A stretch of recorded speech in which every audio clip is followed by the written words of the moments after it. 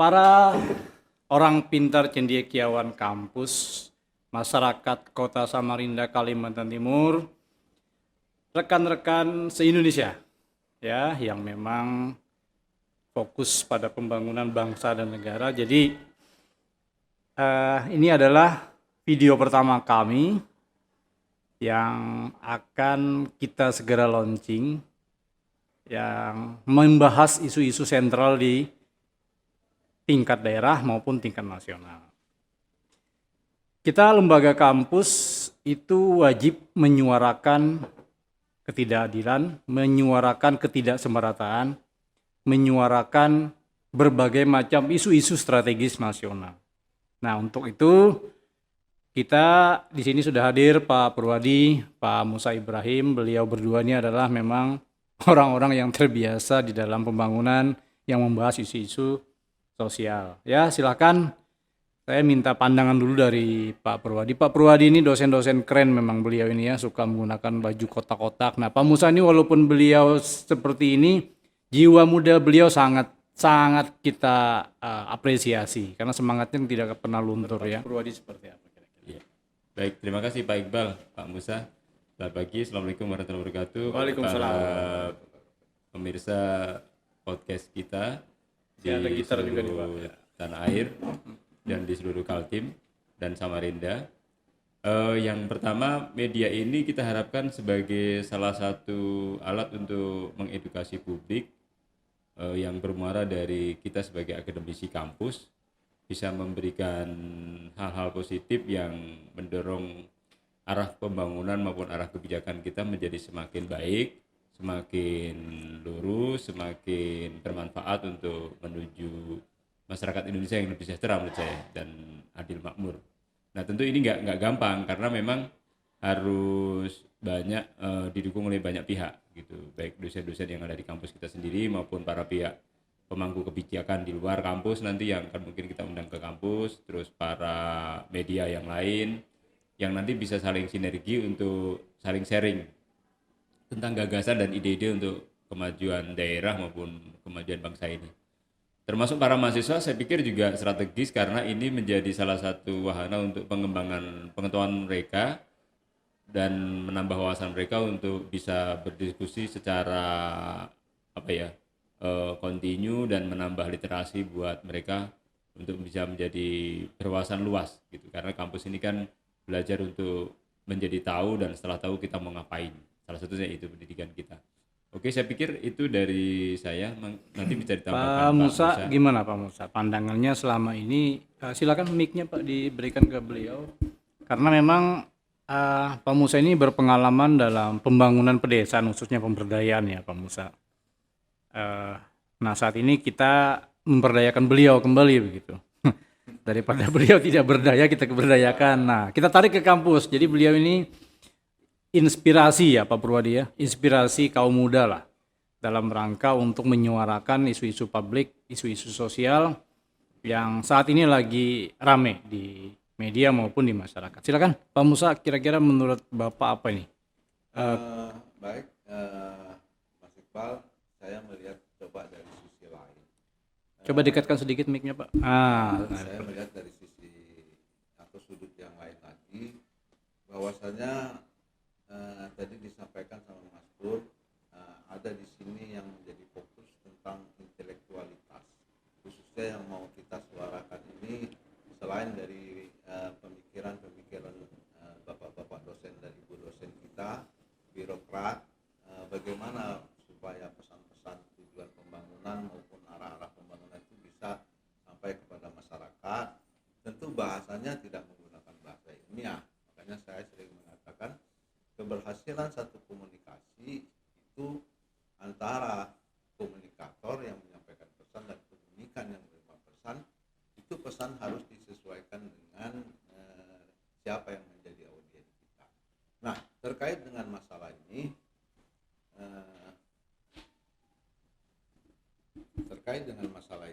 tentunya apapun yang dikerjakan di tingkat kampus maupun oleh pemerintah akan menjadi satu faktor pendorong kalau masyarakat itu memahami apa yang sebenarnya yang kita lihat dari sisi potensi, konteksnya kalau saya kebetulan memang banyak bergerak di bidang pemberdayaan, persoalan kita selama ini potensi yang namanya sumber daya manusia kita yang khususnya berada di pedesaan itu dari sisi jumlah itu hampir 60% loh Mas Pur. Nah, jadi tentu di sini ada problem. Problem dalam artinya apa?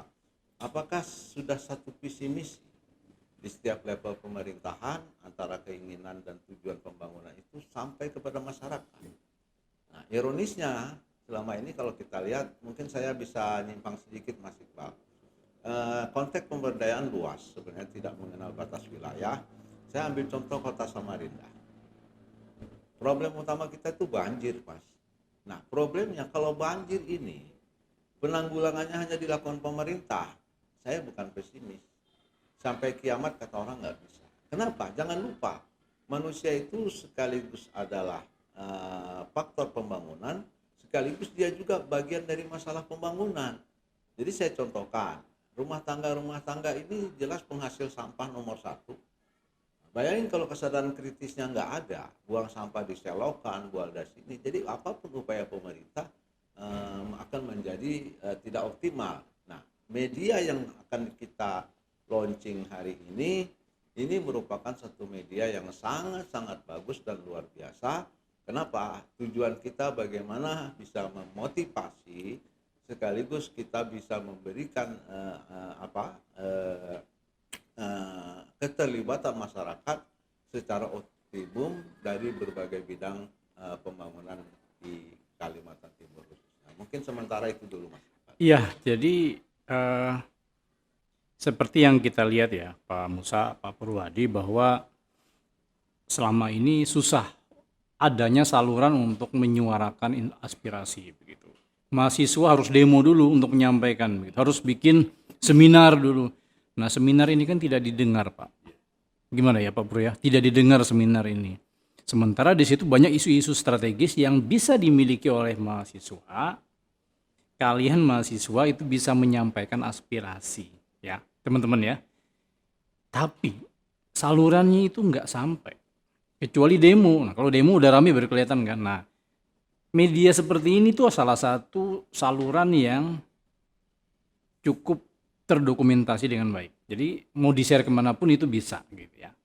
Jadi ketika ada sebuah isu-isu strategis, katakanlah seperti di Unmul. Unmul ini barusan diterpa isu tentang pelecehan seksual misalnya, teman-teman.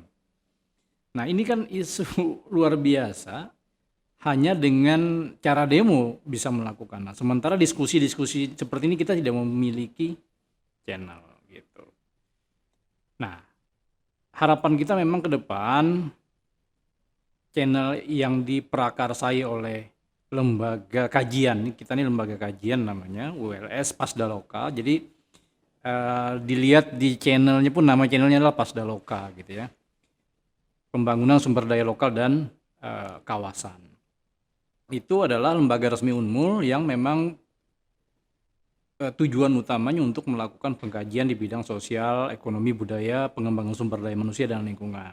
Ya, Pak Purwadi sebagai ketua lembaga ini membuka ruang kepada siapapun yang mau melakukan kajian, menyampaikan kajian di media ini, monggo.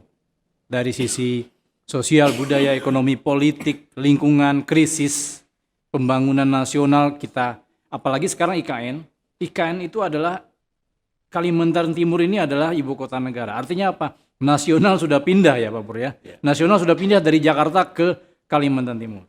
Media ini menjadi peran penting dalam kita menyuarakan isu-isu strategis nasional. Jadi nggak ada menutup kemungkinan kalau misalnya teman-teman punya ide, silahkan hubungin, kontaknya nanti ada kami sampaikan di deskripsi.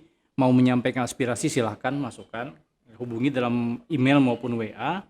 Kami akan coba komunikasikan dengan teman-teman yang mau menyampaikan aspirasi. Siapa saja, mahasiswa silahkan, dosen silahkan, politikus silahkan, para pengusaha lokal Samarinda silakan, masyarakat nasional silakan. Jadi sebagai lembaga kampus yang memang memiliki kredibilitas dalam agent of change, agen perubahan, kami senantiasa menerima apapun aspirasi yang akan disalurkan. Seperti itu ya, mungkin Pak Purwadi mungkin ada yang perlu ditambahkan dari statement yang barusan saya sampaikan Pak Purwadi. Ya. Baik, terima kasih Pak Iqbal. Saya pikir strategis karena memang di era sekarang itu penggunaan media digital seperti ini menjadi sebuah kebutuhan dan sangat efektif menurut saya untuk disosialisasikan ke publik. Tinggal nanti adalah bagaimana kita mengemas gagasan, isu dan pemikiran-pemikiran itu menjadi bermanfaat untuk publik. Saya pikir itu Pak Iqbal. Iya, artinya tujuan kita satu, aspirasi masyarakat tersampaikan, Iya. sehingga para pengambil kebijakan ini bisa secara tegas memikirkan strategi apa untuk mengerjakan masalah. Iya. Pak Musa, ada beberapa poin penting yang coba saya sampaikan, bahwa masyarakat ini selain isu global, selain isu makro maksud saya, ada nggak sih seperti katakanlah sejenis ini Pak Musa, sejenis klinik konsultasi kejiwaan atau klinik konsultasi masalah kehidupan begitu, apakah ada peluang nggak untuk kita bicarakan dalam media ini Pak Musa? Ya, jadi kita berusaha di media kita nanti tidak membatasi berbagai macam topik, tapi tentunya setiap topik yang dibahas itu setidaknya memiliki kandungan logik dan ilmiah. Itu yang kita harapkan. Ya. Nah, sementara apa yang Mas Iqbal katakan, sebenarnya kalau mau fair, pendiri bangsa ini khususnya yang buat lagu Indonesia Raya itu juga udah ngomong dari awal, bangunlah jiwanya, bangunlah badannya. Jadi secara prinsip sebenarnya manusia Indonesia ini mestinya secara spiritual itu dulu yang harusnya dibangun. Nah, saya melihat dengan abad milenial ini, kemajuan di berbagai macam persoalan, hiruk pikuknya kota, kemudian juga keterbukaan informasi, itu juga banyak menimbulkan berbagai persoalan psikis. Nah, tentu kita berharap media kita ini juga nanti bisa memberikan penyuluhan sosialisasi bagaimana khususnya misalnya mengatasi stres. Kedua, bagaimana menyikapi kehidupan yang sekarang ini makin konflik, kompleksitasnya tinggi. Kemudian oke lah, jadi prinsipnya saya sangat support. Nah, ada satu yang menarik tadi Mas Iqbal katakan, masalah demo. Oke, saya coba sedikit menarik satu potret, sederhana aja lah, saya nggak usah balik. Apa sih awalnya maksud tujuan demo? Ada dua di sana. Pertama, memang sudah menjadi sifat dasar mungkin kalau orang berbicara cuma satu orang, itu biasanya tidak digubris. Nah, maka konsep demo itu harus melibatkan banyak orang supaya aspirasi yang disampaikan itu betul-betul didengar. Nah, tapi ada hal esensial sebenarnya yang selama ini kalau perlu lewat media kita juga dipikirkan. DPR secara definitif jelas dia terpilih karena suara rakyat. Kalau kita mau fair sebenarnya cara mereka waktu memperoleh suara dengan cara mereka menyelesaikan masalah setelah dipilih mestinya sama dong. Waktu mau cari suara hampir tiap hari keliling kan. Udah jadi belum tentu kecuali nunggu reses. Seperti terjadi disinformasi gitu ya. Iya. Kalau ingin dipilih baik-baik, tapi pada Nah, saat ini kan menyuarakan sudah lain lagi suaranya. terjadi persoalan seperti ini. Ya. Nah, kadang-kadang juga kita lucu kalau kita lihat hasilnya, nggak boleh anarki. Oke, tapi masyarakat merusak juga fasilitas pemimpin-pemimpin utusan mereka yang mereka pilih. Nah, saya berpikir ada solusi Mas Iqbal. Sebenarnya begini, entah nanti lewat peraturan apa, pihak tertentu, saya katakan pihak tertentu ya, bisa mahasiswa, pihak manapun, kalau ingin demo tidak harus langsung ke DPR, cari satu ruangan, kemudian difilm, suruh ngomong, ya, ngomong di sana, Iya. kemudian rekamannya Disebar sampaikan ke dewan. dewan. Nah, makanya dua pihak ini juga harus membuka diri, jadi nggak selalu you datang ke tempat saya Merusak-merusak ya. iya. Banyak jadi aset-aset inisiatif, negara dihancurkan. pemikiran-pemikiran inovatif ini justru kita, atau begini, menghindari kerusuhan kita pakai pola kedua. oke Pak Dewan atau siapapun kami mau demo, ayo kita bikin Zoom. Dewan Zoom sendiri. Demo Ya lewat kan? Zoom ya. Ya kenapa enggak? Gitu loh. Nah, ini tentu kelihatannya sepele Mas Iqbal, tapi ke depan pola-pola santun, pola-pola gini. Jadi pihak yang menyampaikan aspirasi juga melihat di TV-nya, oh memang saya ditanggapin. Nah, insya Allah enggak ada lempar-lemparan batu dan lempar-lemparan macam-macam gitu. Pak Musa, Hmm, ini agak sensitif pertanyaan saya. iya, Banyak orang kalau dikritik itu malah marah, Pak Musa. iya, Padahal sebenarnya kan mengkritik itu membangun ya. iya. Gimana menurut Pak Musa ini? Ngajarin dalam tanda kutip, ngajarin pejabat supaya nggak marah pada saat dikritik. Atau malah jawabannya seenaknya gitu. Aku kada tahu itu Iya, iya, siapa itu. Nah, Iya. kan ada beberapa pejabat yang menyampaikan itu. Ya Pak Purwadi. Iya. Nah, gimana Pak Musa? Oke, jadi gini, jujur saja, sifat dasar manusia itu memang tidak totali anti kritik, Pak. Enggak. Malah ada filsuf yang bijaksana, itu justru kritik itu justru menyempurnakan diri kita. Tapi jangan salah, kalau sudah disampaikan pada sebuah konteks, saya contoh gini. Coba Bapak lihat, rekrutmen orang-orang yang mempunyai kedudukan tertentu, pernahkah Bapak mereka diajari secara psikologis, Anda itu siapa? Kemudian nanti pada saat menjadi pejabat, persoalan-persoalan yang non teknis itu Anda hadapi. Enggak. Sekarang pola rekrutmen pejabatnya saja enggak pakai kayak gitu-gituan. Jadi enggak salah kalau misalnya ada pejabat ini anti kritik, ada yang ngamuk-ngamuk malah segala, ini wajar. Pak Purwadi ini kan suka ngeritik, Pak. Gimana Pak? Ada nggak pernah Pak Pur mendapati pejabat yang dikritik itu balas marah gitu, Pak Pur? Oke, jadi gini, ada dua hal di dalam dunia ini. Seorang pengkritik jangan disuruh cari solusi, salah. Keliru ya. Iya, karena apa yang dia lihat, dia pikirkan, tidak harus dia tahu. Saya contohkan gini, ada sebuah kapal dibuat, misalnya. Saya contohkan aja, contoh kayak Titanic tenggelam. Silakan sambil minum, Pak Musa. Oke ya, makasih Pak. Kayak kapal Titanic tenggelam. Kenapa? Kesombongan yang dibangun pertama, kapal ini tidak akan bisa tenggelam. Seandainya mereka pada waktu itu mendengarkan para kritikus, nggak akan begitu. Nah makanya orang yang bijak, yang paham, sesungguhnya kritik itu sepanjang konteksnya jelas, itu memang harus disikapi. Tapi kalau konteksnya tidak jelas, nyinyir ya misalnya Pak Musa ya. Kenapa? Saya contohkan Mas Iqbal, kenapa sampai dikasih telinga dua? Dua biji aja. Dua telinga. Supaya paling banyak Anda itu bisa mendengarkan dua aja. Jangan banyak-banyak dengerin yang nggak karu-karuan itu. Kalau perlu dibagilah yang baik kanan, dengerin baik-baik, yang jelek-jelek kiri. Pak Musa ini ternyata ini ya, teman-teman, apa namanya? Penuh dengan filsafat ya pembicaraan beliau. Nah, jadi kalau teman-teman mahasiswa atau siapapun yang mau melakukan konsultasi psikologi, beliau ini sebenarnya punya indera ketujuh, teman-teman.